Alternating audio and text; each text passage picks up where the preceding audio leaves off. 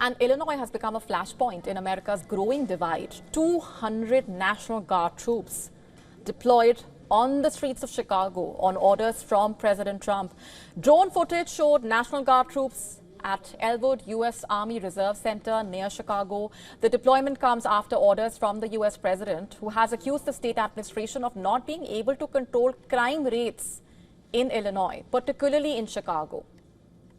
Trump has also sharpened attack on top Democrats. He has called for the arrest of the Illinois governor and the Chicago mayor as well.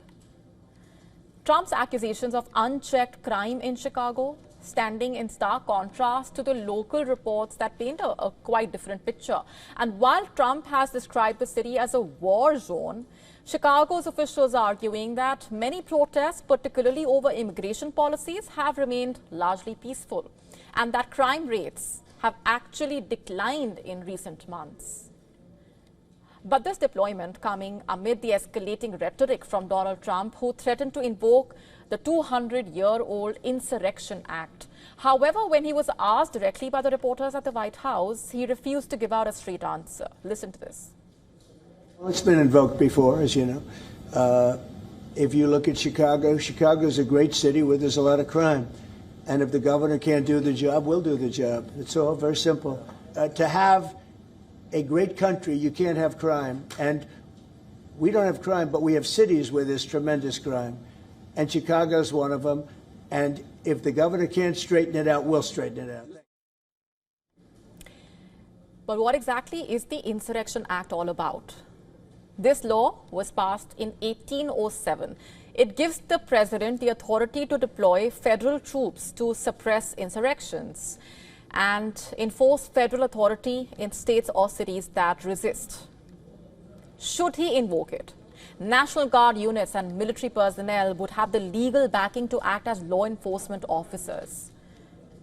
And if the Insurrection Act is invoked, it would be the latest chapter in a growing divide between the federal power and state sovereignty. A division echoing back to the 1861 Civil War.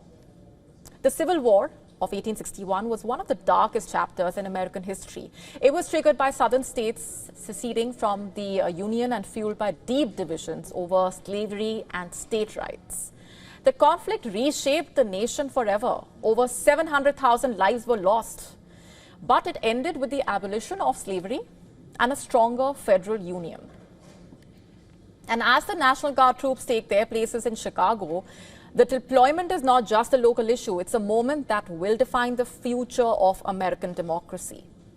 It has kept the country on edge. Will the Insurrection Act be invoked? And what would that mean for the balance of power in America? The battle for the soul of America has entered a new, rather uncertain chapter. To stay up to speed with the latest news, download the WION app and subscribe to our YouTube channel.